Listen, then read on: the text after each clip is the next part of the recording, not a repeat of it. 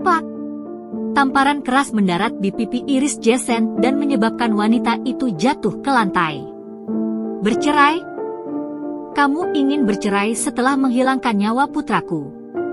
Iris membeku memegang pipinya. Sudut bibirnya robek mengeluarkan darah. Dia mendongak menatap pria di hadapan dengan tatapan tidak percaya. Mata wanita itu memanas dan air mata mengalir menuruni wajahnya. Pria itu balik menatap Iris dingin dan marah. Wajahnya memerah karena alkohol dan mabuk. Aiden Ridley, suaminya dan pria yang dicintai Iris dengan sepenuh hati. Meski pernikahan mereka tidak dilandasi cinta, Aiden tak pernah menggunakan tangannya untuk menyakiti Iris. Iris terisak menggelengkan kepalanya. Sudah kubilang, bukan aku yang menaruh kacang di kue Zane. Mengapa kamu tidak percaya padaku? Isaknya dengan kesedihan yang teramat dalam. Putra mereka, Zane Ridley, baru berusia 1 tahun saat dia meninggal karena alergi kacang. Semua orang menyalahkan Iris atas kematian Zane. Semua orang menuduh Iris membuat kue kering dengan mengandung kacang untuk Zane, menyebabkan putranya alergi parah hingga akhirnya meninggal. Bahkan suaminya sendiri curiga bahwa Iris yang membuat putra mereka meninggal. Akan tetapi, wajarkah seorang ibu ingin menyingkirkan putra kandungnya sendiri? Bukan kamu? Kamu pasti tidak sabar ingin bercerai dariku dan pergi dengan pria lain, bukan? Aiden melangkah pelan mendekati Iris. Iris, belum setengah bulan Zane meninggal, dan kamu sudah mencari pria lain di belakangku. Lalu pria itu berteriak dengan ekspresi gelap. Iris menggelengkan kepalanya bingung. Apa maksudmu dengan pria lain? Aku tidak pernah. Sebelum Iris menyelesaikan kalimatnya, Aiden menampar wajah wanita itu dengan beberapa lembar foto. Tidak pernah berselingkuh? Lalu apa ini? Iris memejamkan matanya, merasakan dadanya berdenyut menyakitkan. Dia melirik foto-foto yang tersebar di lantai. Foto itu menunjukkan tentang dirinya yang bertemu dengan seorang pria di kafe dan bahkan berpelukan, tampak mesra. Aiden berlutut dan mencengkeram bahu Iris erat.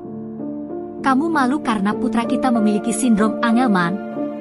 Lalu kamu mencari pria lain yang lebih kaya dariku, begitu? Dia berkata dengan suara yang menusuk. Iris menggelengkan kepalanya, air matanya berlinang. Aiden, ini. Iris Jason, jangan pikir kamu bisa pergi menemukan pria lain setelah kamu membuat putraku mati, desis Aiden dengan ekspresi gelap meraih kerah blus Iris dan merobek kasar. Alkohol sepenuhnya menguasai pria itu. Iris panik dan malu berusaha menutupi dadanya yang terbuka. Aiden Ridley, apa yang kamu lakukan? Lepaskan aku. Kamu harus membayar kembali nyawa putraku. Aiden menarik Iris bangun dan melemparkan istrinya itu ke tempat tidur. Kamu harus memberiku lagi seorang anak sebagai gantinya. Aiden Ridley, kamu gila. Iris menjerit saat tubuhnya dilempar di atas ranjang. Dia mencoba bangun dan melarikan diri. Aiden menarik kaki Iris dan menindih tubuh sang istri. Dia dengan tidak sabar melucuti semua pakaian Iris dan mencium Iris dengan paksa. Aiden menekan kedua tangan istrinya itu di atas kepala agar tidak meronta. Lalu tangan Aiden menggerayangi tubuh Iris penuh nafsu. Ciumannya semakin liar. Ah, Iris mengerang. Iris memerah malu, tidak bisa meronta di bawah tekanan Aiden. Matanya membelalak menatap pria itu tidak percaya. Dia tidak menyangka pria yang selalu dingin dan acuh tak acuh padanya akan begitu bernafsu. Aiden, lepaskan aku. Ah! Iris mengerang dan berusaha meronta, kemudian ia memejamkan mata dan memalingkan wajahnya dengan ekspresi kesakitan. Air mengalir di sudut matanya.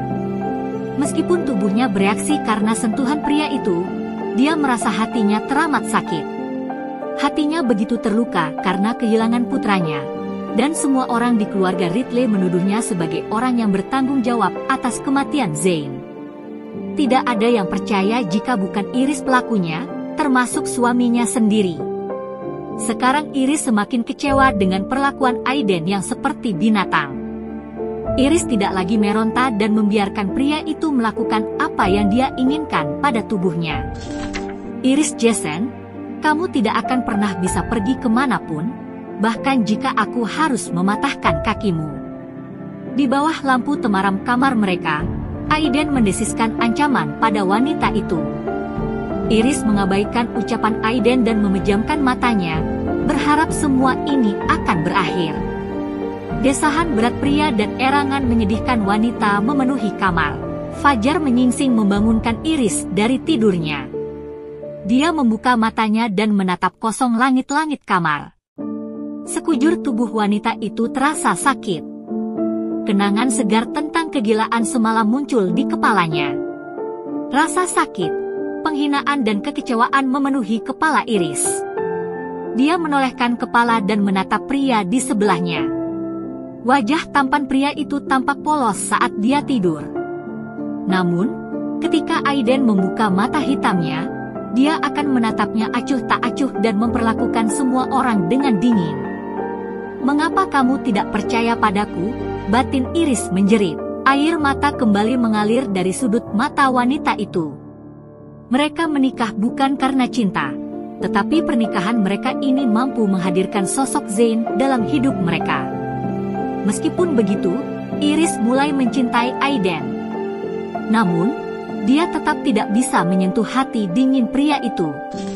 Meskipun putra mereka mengidap sindrom Angelman, Aiden tetap mencintai putra mereka yang baru berusia 1 tahun. Kematian mendadak Zane membuat Aiden marah dan menyalahkan kecerobohan Iris.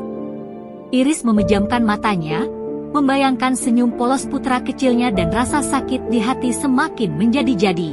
Dia mencengkeram dada dan menggigit bibir bawah untuk menahan isakannya. "Harusnya kamu percaya padaku, Aiden." Iris hanya bisa bersuara di dalam hatinya. Wanita itu menenangkan dirinya selama beberapa saat dan bangun dari tempat tidur. Dia melirik surat cerai di atas meja nakas. Mungkin yang terbaik adalah pergi. Zane sudah meninggal, tidak ada yang bisa dia harapkan dalam rumah tangganya yang bahkan tidak dilandasi cinta, dan suami yang menuduhnya sebagai pembunuh putra mereka. Iris bangkit dari tempat tidur dan memasukkan semua bajunya ke koper. Wah, kamu cukup tahu diri juga." Seseorang mencibir Iris ketika dia baru turun dari lantai atas dengan membawa koper di tangannya. Iris mengalihkan pandangannya ke ruang tamu dan melihat Alice, sepupu Aiden, duduk menyilangkan tangannya di sofa menatap Iris dengan tatapan merendahkan. Di sebelahnya duduk seorang wanita paruh baya yang terlihat angkuh, Esme, ibu mertuanya. "Kemana kamu akan pergi?" "Sebelum pergi, kamu harus bercerai, kan?" cemoh Alice lagi. Iris mengabaikan Alice dan memilih menarik kopernya, melewati ruang tamu. "Bibi, dia mengabaikan aku, dia mulai meremehkanku."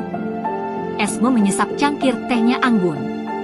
Apa yang diharapkan dari seorang pelayan bar rendahan dan tidak berpendidikan, dengusnya berkata tajam melirik Iris dari ujung matanya. Iris mengabaikan cemohan ibu mertuanya seolah dia sudah terbiasa mendapat cacian dan hinaan. Untung saja anak cacat itu meninggal. "Aku tidak tahan anak cacat itu mengotori garis keturunan Riddle," lanjut Esme tanpa perasaan. Langkah kaki Iris terhenti. Mata wanita itu memerah. Dia mengepalkan tangannya dan berbalik menghadap ibu mertuanya. "Ibu, meski Zane kekurangan dan bukan dari darah dagingmu sendiri, dia tetap cucumu." Mata Iris memanas, air mata mulai tergenang di pelupuk matanya. "Ibu mana yang tahan mendengar anaknya dihina cacat?" Esme menyeringai dingin. "Aku tidak akan pernah mengakui anak cacat itu sebagai cucuku." Anak seorang pelayan bar rendahan, bahkan cacat pula, beraninya menyandang nama keluarga ini. Mungkin juga Zane adalah benih liar dari entah siapa. Ekspresi Iris menggelap mendengar pernyataan Esme. Iris menatap Esme penuh amarah.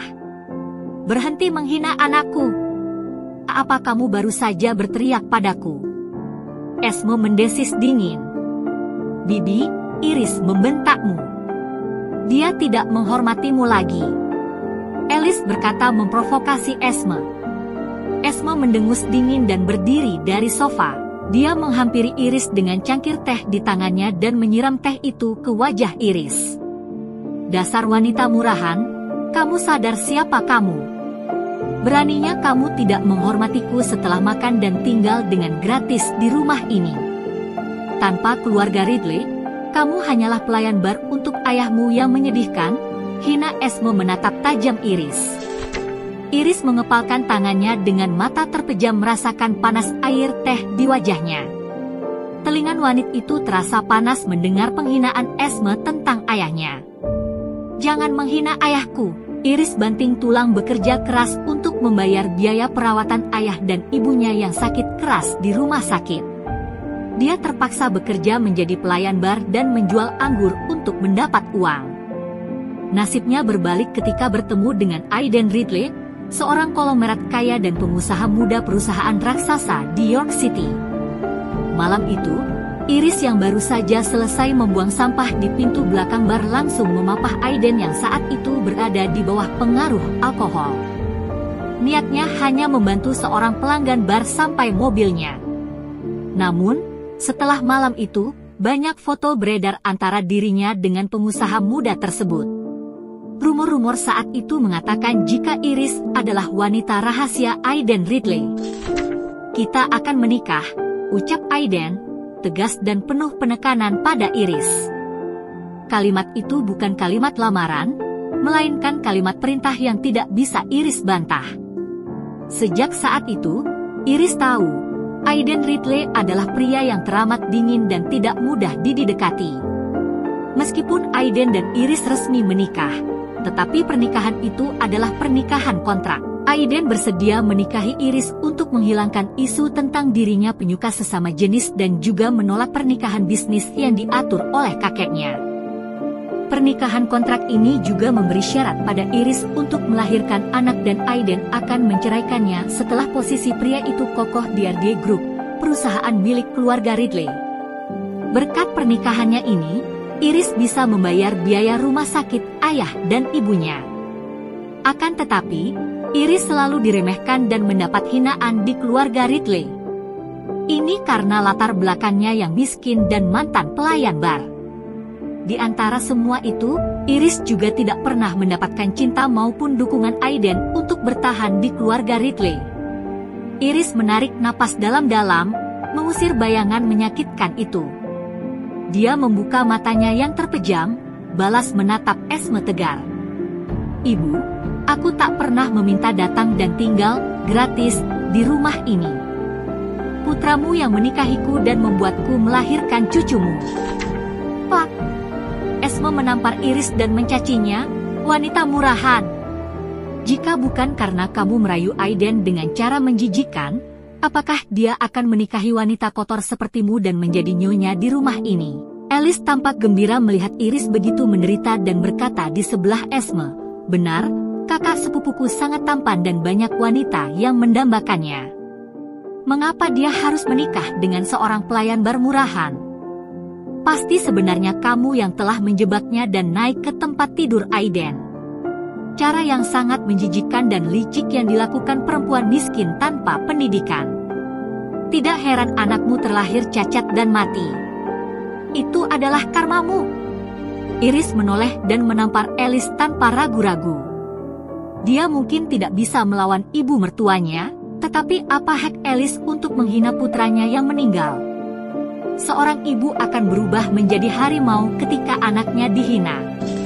"Alice Pinet, mengapa kamu terus menghina orang lain? Apa kamu pikir bahwa dirimu itu begitu hebat? Kamu juga hanya yatim piatu miskin yang bergantung pada keluarga Ridley," desis Iris dingin. Alice membeku sesaat sebelum kemudian meraung marah dan malu. Dia memang anak yatim piatu miskin seperti Iris. Namun, karena bibinya adalah Esme yang menikah dengan keluarga kaya, dia dibawa ke keluarga Ridley dan tumbuh bersama Aiden. "Iris, beraninya kamu menghinaku. Bibi, dia menghinaku, tangisnya dengan cepat mengadu pada Esme. Esme menatap marah Iris dan menenangkan keponakannya. Wah, Iris, kamu sudah mulai sombong di depanku setelah semua yang kamu dapatkan dari keluarga Ridley. Dasar wanita murahan tidak tahu diri, pergi dari rumah ini. Jangan sampai aku melihatmu lagi di sini, cibirnya kemudian memanggil petugas keamanan. Seret wanita tidak tahu diri ini keluar dari rumah ini. Tidak perlu. Aku bisa keluar sendiri, ujar Iris tenang menarik kopernya dan menatap Esme. Aku akan menegaskan pada kalian sekali lagi, baik aku dan putraku, tidak pernah berutang apapun pada keluarga Ridley. Aku tidak akan meminta tunjangan cerai dan tidak akan pernah menginjakkan kaki di rumah ini bahkan jika Aiden memohon padaku. Lanjutnya dingin sebelum kemudian berbalik pergi meninggalkan Esme dan Alice yang marah. Apa? Bibi, kamu dengar apa yang dikatakan wanita murahan itu? Dia tidak akan pernah menginjakkan kaki di rumah ini bahkan jika Aiden memohon padanya. Alice mendengus sebelum kemudian mencemooh Iris. Dia pikir dia siapa? Sombong sekali. Yang ada dia akan kembali memohon pada sepupu. Dasar wanita miskin, gerutunya menghina Iris. Esme mendengus dan mencibir, dia gelandangan miskin yang mengais di got. Setelah mencicipi hidup mewah, apa dia sungguh rela kembali ke kehidupan miskin dan menjadi pelayan bar? Dia pasti akan kembali untuk memohon minta uang. Alice menghentakkan kakinya marah. Aku tidak akan membiarkan wanita murahan itu mendekati kakak sepupu lagi. Jika dia berani kembali, aku akan membuat kakak sepupu mencampakkannya, ujar Alice bersungut-sungut. Iris menyeret kopernya keluar dari rumah mewah keluarga Ridley. Dia berhenti sejenak dan berbalik memandang rumah mewah keluarga Ridley. Tatapannya tertuju pada jendela kamarnya dan Aiden. Mata wanita itu memerah dan air mata mengalir di pipinya. Dia menghabiskan 2 tahun mencintai Aiden dan menahan semua hinaan keluarga Ridley demi pria itu. Namun, hati pria itu tetap dingin dari awal hingga saat ini. Aiden Ridley, apakah tak pernah sedikit pun kamu mencintaiku? Bisik Iris lirih merasakan sakit yang teramat dalam di hatinya. Iris, kamu sedang apa? Suara anggun seorang wanita terdengar di belakang Iris. Iris tersentak dan buru-buru menghapus air matanya sebelum berbalik. Felicia, kenapa kamu di sini? Tanya Iris lirih menatap wanita cantik dan anggun di depannya. Felicia Hills, sekretaris pribadi Aiden sekaligus teman kecil suaminya dan Alice. Mereka bertiga tumbuh bersama.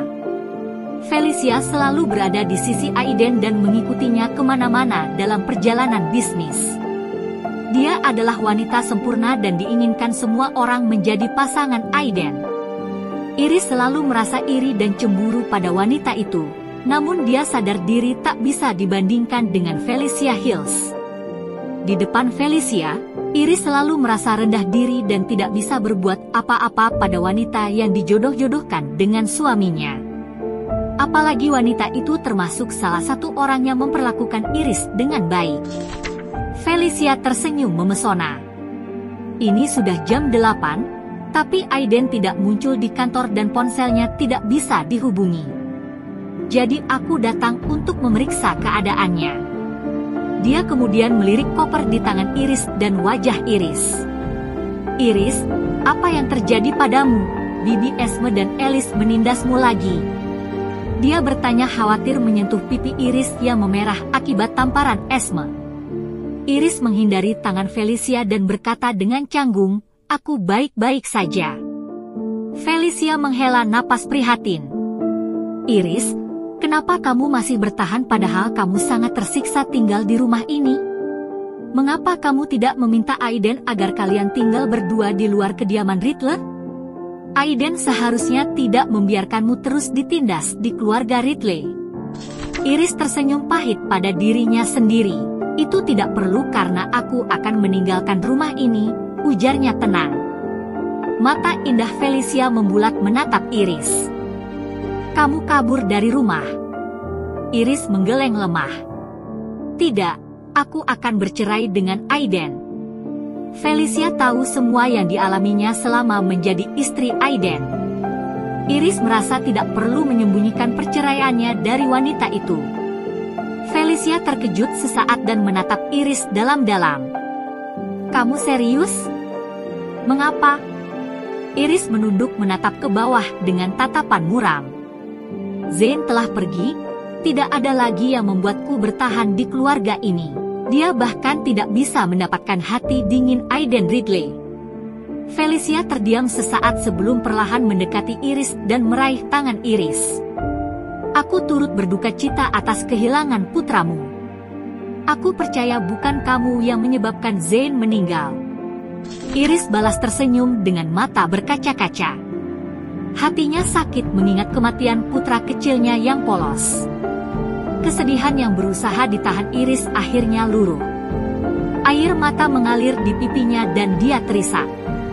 Dia tidak memiliki sandaran di keluarga suaminya, dan tidak ada seorang pun di keluarga Ridley yang mempercayainya. Terima kasih sudah mempercayaiku dan mendukungku, Felicia, bisiknya lirih balas menggenggam tangan Felicia. Dia butuh dukungan. Sebagai seorang ibu, hatinya yang paling hancur.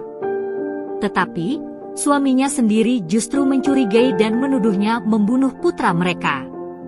Felicia menyeringai dan mendekat berbisik di sebelah telinga Iris, kasihan sekali. Seharusnya dari awal kamu tidak pernah masuk ke kehidupan Aiden. Kamu tidak akan berakhir menyedihkan seperti ini dan kehilangan putra kecilmu. Iris menegang dan berhenti terisak. Matanya membelalak menatap ke sebelah. Dia mendorong Felicia dan tergagap. Felicia, kamu apa maksudmu? Felicia tersenyum anggun menjauh dari Iris. Mata indahnya yang beberapa saat lalu menatap Iris bersahabat, kini menjadi acuh tak acuh. Karena kamu akan pergi dari sini, aku akan jujur. Aku membencimu sejak lama. Dia melirik Iris dari atas ke bawah dan mencibir dingin. Kamu hanya seorang pelayan bar penjual anggur. Tetapi bagaimana bisa kamu menikahi Aiden dan membuatku menjadi bahan tertawaan yang tidak bisa dibandingkan dengan seorang pelayan bar? Felicia menyeringai, Aiden itu milikku. Beraninya seseorang sepertimu merebutnya dariku, desisnya dingin.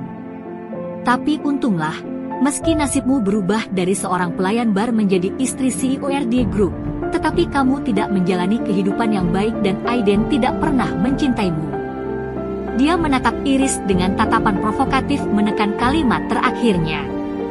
Iris merasa seperti disiram air dingin dan menggigil. Felicia yang sudah dia anggap baik ternyata selama ini membencinya dan bermuka dua. Felicia, bagaimana bisa kamu? Dia tergagap tidak bisa mempercayai perubahan sikap seseorang yang sudah dianggap cukup dekat sebagai teman baginya. Aku bermuka dua? Iris, kamu sangat naif. Felicia terkekeh. Hanya karena kamu diperlakukan dengan baik, lantas kamu menganggapku teman? Kamu sudah lama bekerja sebagai pelayan bar masih belum mengerti juga cara kerja dunia rupanya. Dia menggelengkan kepalanya merendahkan Iris. Wajah Iris pucat dan terluka. Felicia tampak puas melihat raut wajahnya yang terluka. Sudahlah, karena kita tidak akan bertemu lagi, aku tidak akan meladenimu. Selamat tinggal. Setelah mengatakan itu dia berjalan anggun melewati Iris. Iris memejamkan mata dan membiarkan air matanya mengalir di pipinya.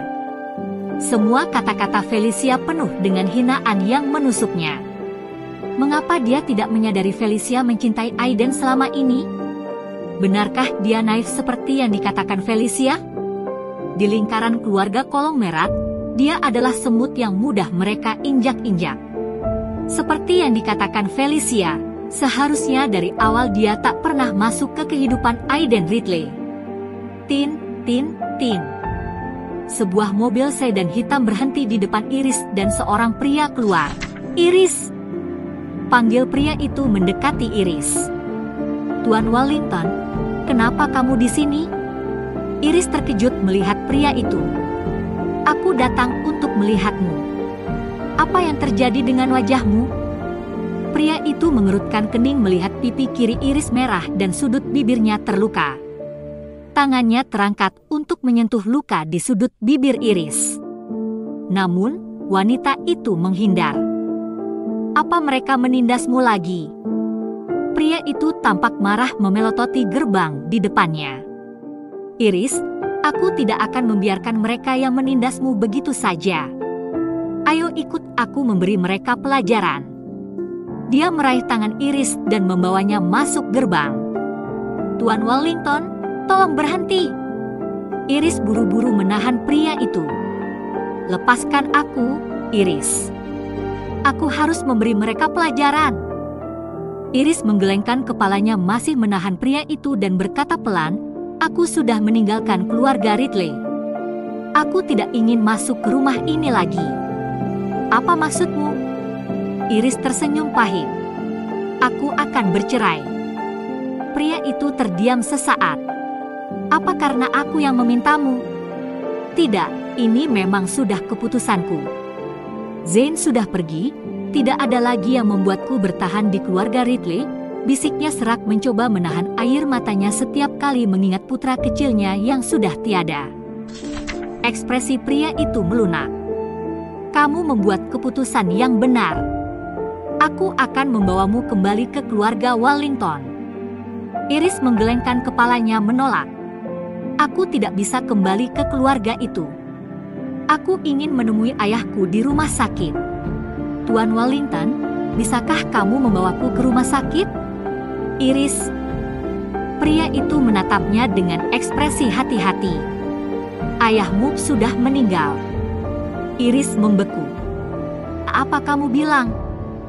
"Aku baru dari rumah sakit untuk melihat kondisi ayahmu. Tetapi, ketika aku ke sana, ayahmu sedang kritis. Dokter berusaha menghubungimu tapi ponselmu tidak aktif, dan keluarga Ridley sudah menarik kembali perawatan VIP yang diterima ayahmu kemarin, karena itu kondisinya menjadi kritis." Pria itu menghela napas pelan dan berujar, "Tetapi, pagi ini kondisi ayahmu sudah tidak bisa ditolong.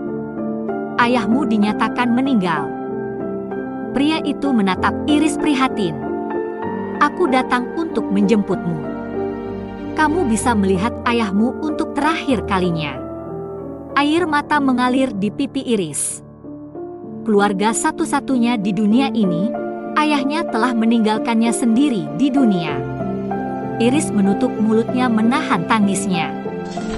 "Tidak mungkin ayahku, ayahku." Dia tak bisa menahan tangisnya.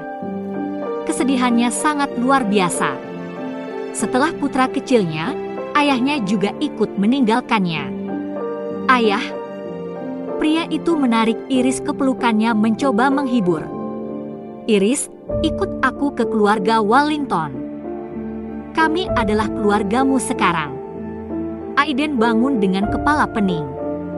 Matanya menyipit karena silau cahaya matahari dari tirai jendela. Dia menarik selimut hendak turun dari tempat tidur. Suhu kamarnya yang dingin seketika menerpa tubuhnya dan membuatnya menggigil. Aiden menyadari dia tidak mengenakan pakaian di tubuhnya.